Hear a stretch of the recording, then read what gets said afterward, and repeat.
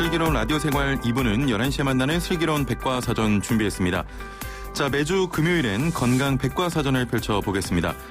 우리나라 여성들에게 가장 많이 발생하는 암이자 1999년 이후로 발병률이 꾸준히 증가하고 있는 유방암. 유방암은 다른 어떤 암보다 완치율이 높은 암이라고 평가되지만 제대로 알려지지 않은 부분들도 많은데요. 이런 인식 개선을 위한 영화제가 마련된다고 합니다. 자, 핑크 리본 영화제인데요. 자세한 내용 살펴보죠. 함께 말씀 나눌 분 모셔보겠습니다. 대림성모병원 김성원 원장과 함께합니다. 안녕하세요. 네, 안녕하세요. 예. 저도 오늘 처음 알았는데 한국 유방암 증가율이 세계 1위라고 합니다. 이게 특별한 이유가 있겠습니까? 굉장히 많은 여러 가지 이유들이 있겠지만 그중에서 제일 중요한 건 아마도 식습관의 변화, 그리고 생활 습관의 변화 등등이 있겠습니다.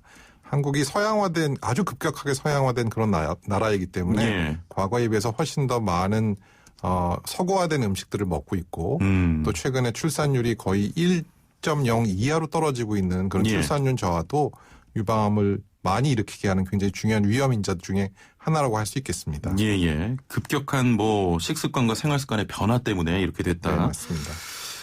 최근에 한 드라마가 있었어요. 그 남성의 유방암을 다룬 드라마가 있었는데 특히 최근에는 20, 30대나 남성 유방암 발병도 늘고 있다고 하는데 여기에는 어떤 이유가 있겠습니까?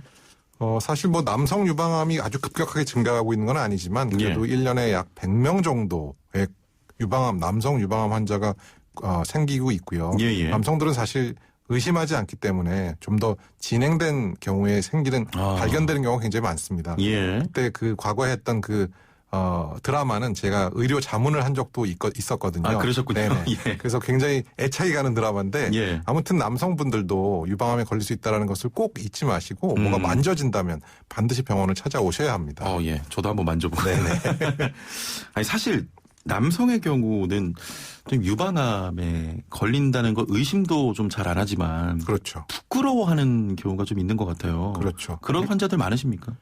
굉장히 진행돼서 오는 경우가 상당히 많고요. 그리고 남성분들은 유방 조직이 별로 없죠. 유방 조직이 별로 없기 때문에 조금만 혹이 자라더라도 밑에 있는 근육을 파고 들어가는 그런 진행된 경우가 상당히 많이 발견됩니다.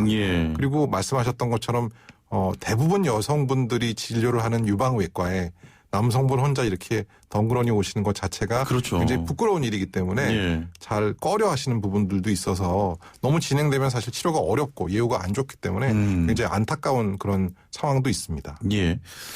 자, 특히 암 같은 경우는 유전에 의한 부분이 많이 이해가 되는데 엄마가 유방암에 걸렸을 때 딸도 걸릴 확률이 높다 이런 이야기가 많거든요. 이게 연관이 있습니까? 연관이 있죠. 위험인자 중에 가족력이 굉장히 중요한 위험인자이고 또 특히 가족 중에 직계가족 그리고 그 가족이 젊었을 때 유방암에 걸린다면 유방암 위험이 증가합니다. 예를 들어서 가족 중에 한 명이 유방암이라면 내 위험은 2배가 되고요. 2명이라면 내 위험은 3배가 되고 가족 중에 3명이 유방암이라면 내가 유방암에 걸릴 위험은 4배 이상 굉장히 증가하게 되겠죠. 가족력이 굉장히 중요합니다.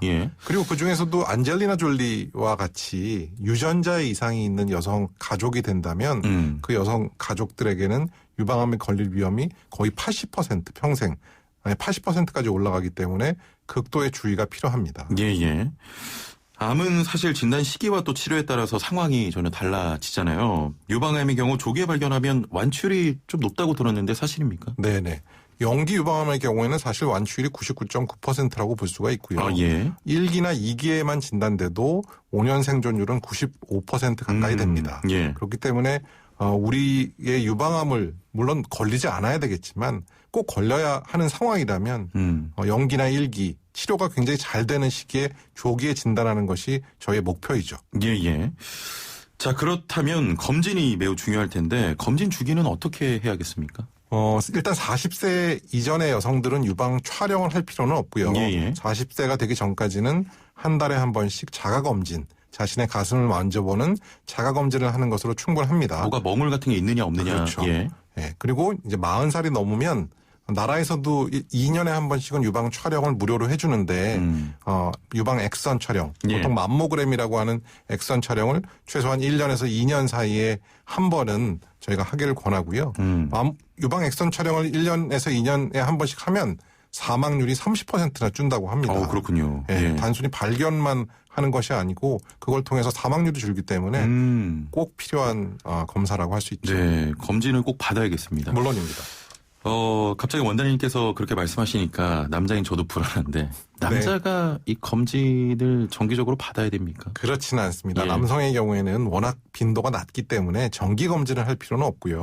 만져진다고 느껴졌을 때 즉시 병원을 오는 것으로 충분합니다. 예, 오늘 제가 자꾸 제 가슴을 이렇게 만지게 되는데 유방암 진단 병원에 가는 게 가장 확실합니다만 조금 전에 말씀하셨던 것처럼 자가 진단을 통해서 확인할 수 있다라고 하셨는데 실제로도 이 방법으로 자가 진단 후에 병원을 방문하는 분들이 계십니까? 물론입니다. 유방암의 가장 흔한 증상은 통증이 없는 멍울, 혹이 만져지는 경우가 가장 흔한 증상이거든요. 그래서 자가 검진은 꼭 하셔야 되는 부분이고 간혹 이제 목욕 관리사, 세신사 분이 마사지나 혹은 목욕 세신을 하다가 만져지는 경우도 굉장히 흔합니다. 아, 그렇군요. 네. 그래서 저희가 꼭 반드시 자가검진을 하는 것이 중요한데 자가검진 시기가 굉장히 중요합니다. 아무 때나 하면 멍울이 만져지는 것처럼 느껴질 수가 있거든요. 그래서 반드시 생리가 끝나고 나서 3일 뒤에 시행하는 것이 가장 유방에 있는 혹을 만질 수 있는 좋은 시기입니다. 그래서 아무 때나 하지 마시고 생리가 끝난 후에 하기를 권해드리고요. 그럼 폐경이 된 여성의 경우에는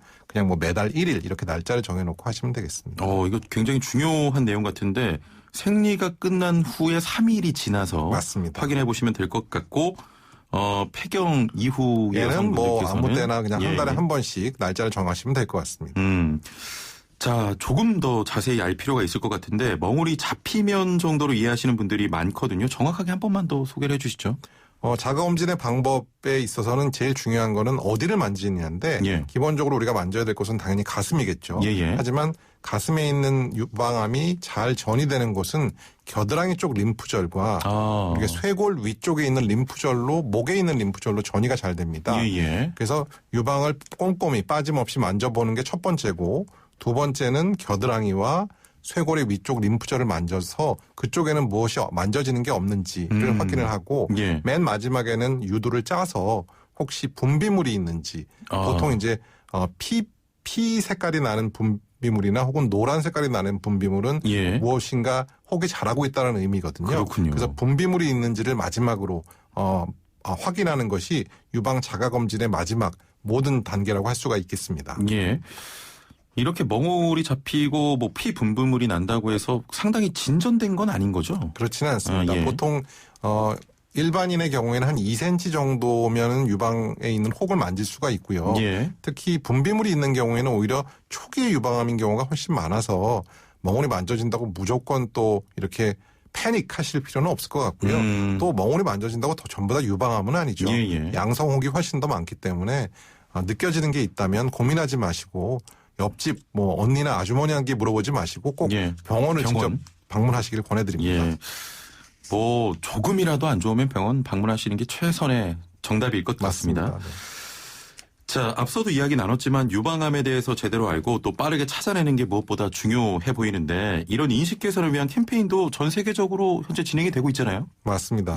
보통 저희가 핑크리본 캠페인이라고 부르는데 핑크리본이 과거 이제 브레이저가 없을 때 여성들이 하얀색 손수건으로 가슴을 가리고 핑크색 리본으로 브레이저를 대신했다고 합니다. 그래서 이제 유방암을 상징하는 리본이 핑크리본인데 매년 10월 달, 지난달이죠. 10월 달은 핑크리본 캠페인을 하는 달입니다. 그래서 유방암에 대한 인식을 좀 고취해서 여성분들이 자가검진도 열심히 하고 조기 진단을 열심히 하자라는 취지에서 전 세계적으로 이루어지는 캠페인이고 사실 올해는 이제 코로나 때문에 오프라인 그런 캠페인들이 거의 없어졌지만 굉장히 전 세계적으로 매우 큰 행사라고 보시면 되겠습니다. 일종의 유방암에 대한 경각심을 좀 알리기 위해서 하는 캠페인 같은데 그런데 이게 다른 암보다 유방암에 대한 캠페인이 좀 많이 알려진 것 같아요. 이 유방암 캠페인이 활성화되는 이유가 있겠습니까? 일단 유방암이란 질환의 특성이 있는데요. 일단 여성분들이 거의 99% 이상이 여성분이라는 것이고요. 단일 성을 가신 분이 이제 질환에 걸리기 때문에 좀 더 잘 뭉치는 것 같습니다. 그리고 예후가 굉장히 안 좋은 암이라면 환우회가 형성되긴 사실 어려운데 예후가 좋은 암이기 때문에 환우분들이 뭉쳐서 자신의 그런 고통들을 함께하고 또 그런 것들을 널리 건강한 여성들에게 알려주는 그런 역할이 잘 진행되고 있기 때문에 핑크 리본 캠페인이 잘 되고 있는 것이고요. 또 한 가지는 이제 여성에서 제일 흔한 암이 유방암입니다. 유방암이 제일 흔하기 때문에 그 유방암으로 인한 사망도 굉장히 많고 그런 것들을 우리가 예방하자는 차원에서 더 강력하게 나서고 있는 것이죠. 그렇게 말씀하시니까 확실히 좀 유방암 캠페인이 널리 확산될 수 있는 것 같습니다. 네. 이번에 대림성모병원에서도 유방암 관련한 또 영화제를 진행 중이죠? 네. 저희가 올해 첫 이제 1회 핑크 리본 영화제라는 이름으로 영화제를 준비를 했습니다. 준비 기간이 많지는 않았고요. 근데 이제 하도 오프라인 행사를 못 하다 보니까 핑크 리본 캠페인을 전혀 못 하고 있다라는 그런 죄책감 같은 것이 좀 들어서 그럼 무엇을 할 수 있을까라고 생각을 하다가 영화제를 한번 열어보면 어떨까라는 생각을 하게 됐고 갑작스럽게 준비를 해서 1회를 지금 런칭을 한 그런 상태입니다. 1022번님께서는 핑크리본 영화제라는 것이 구체적으로 어떤 건지 궁금한데요. 휴대폰으로 간단히 찍은 영상으로도 응모가 가능할까요? 아이들이 찍어도 되는 건지도 궁금합니다. 이런 질문 들어왔네요. 네, 이게 중고부도 저희가 따로 있습니다. 시상 내역에 중고부가 있고 일반부가 있어서 학생들도 충분히 참여할 수가 있겠고요. 당연히 요즘 핸드폰이 굉장히 좋기 때문에 핸드폰으로 촬영이 가능합니다. 근데 어느 정도의 이제 해상도 이상만 맞춰진다면 가능하고요. 30초부터 10분까지이기 때문에 초단편 영화제라고 볼 수도 있거든요. 그래서 부담 갖지 마시고 짧지만 여성분들에게 어떤 경각심을 올려줄 수 있는 내용 또 유방암 환자들이 갖고 있는 어떤 슬픔, 기쁨 이런 것들을 사실 주제와 상관없이 유방암과 관련된 모든 내용들로 저희가 넓게 주제를 선정했거든요. 뭐 주제가 딱 정해진 건 아니고 그렇지 않습니다. 관련돼서 어떤 내용도 좋습니다. 맞습니다. 이게 참 우리가 알고 있는 영화제가 참 많아요. 뭐 칸이나 우리나라에선 부산 국제영화제 있고 병원에서 진행하는 영화제는 좀 독특하다 이런 생각 드는데 이렇게 영상물 제작으로 진행하는 이유가 있을까요? 뭐 아시다시피 요즘 이제 글보다는 많이 영상으로 이동하고 있는 소구력이 것이고 있죠. 그렇죠. 그리고 또 많은 분들이 짧은 영상을 보더라도 굉장히 깊은 감동을 받는 그런 경우도 있기 때문에 그런 영화제를 저희가 추진하게 되었고요. 사실은 좋은 영상을 만들려고 저희도 많이 노력을 해봤습니다. 하지만 저의 머릿속에서 나오는 한계가 있고 또 그거를 만들기 위해서 드는 노력에 비해서 별로 잘 알려지지 않는다는 그런 안타까움이 있어서 이거를 대중들에게 오픈하면 얼마나 좋은 또 아이디어들이 또 나오고 또 여러분들이 그 영화를 만들면서 유방암에 대한 인식을 고치시는 것, 고치시키는 것 그 자체가 사실 저는 캠페인이라고 생각을 하고 있거든요.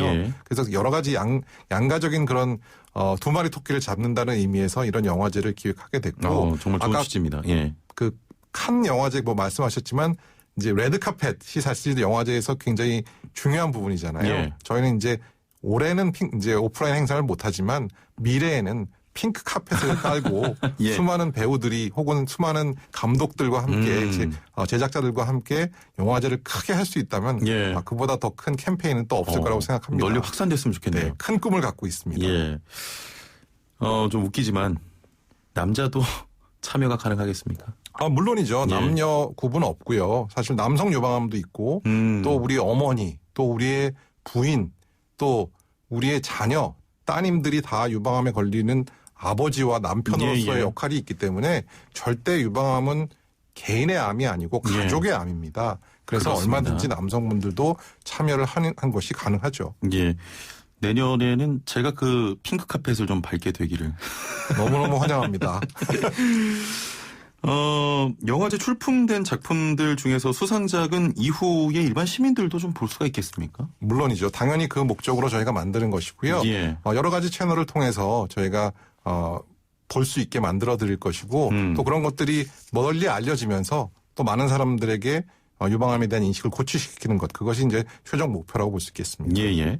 자, 질문이 좀 들어와서요. 6249번님께서는 가슴이 정말 작으면 유방암에 걸릴 확률이 적다고 하는데 이게 사실입니까? 라고 하셨거든요. 사실이 아닙니다. 질문도 많이 하세요. 가슴이 크면 유방암에 더 많이 걸립니까? 라는 질문을 하는데 유방의 크기와 유방암의 빈도는 관련이 없고요.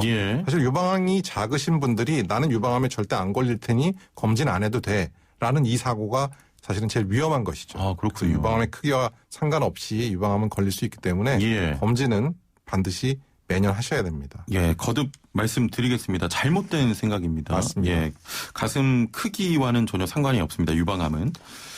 6976번님, 건강검진을 하면 치밀 유방으로 나옵니다. 치밀 유방이면 유방암 확률이 상대적으로 높다는데 이것도 맞는 말입니까? 라고 하셨네요.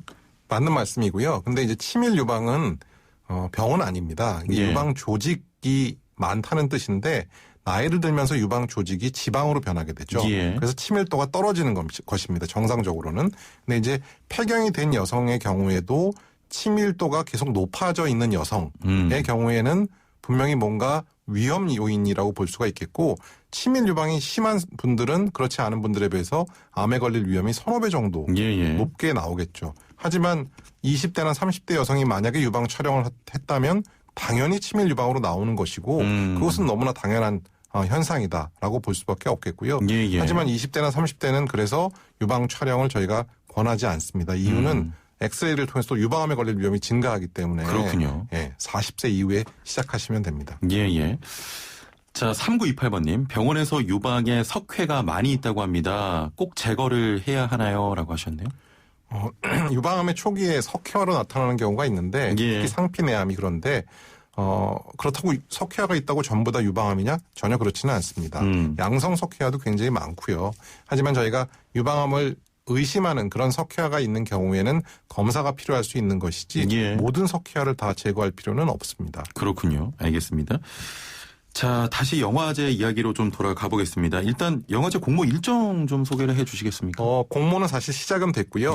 저희가 3개월의 시간을 저희가 드렸습니다. 그래서 1월 말까지 저희가 이제 공모를 마무리하겠고 그다음에 소정의 시간을 거쳐서 저희가 이제 발표를 하게 되겠습니다.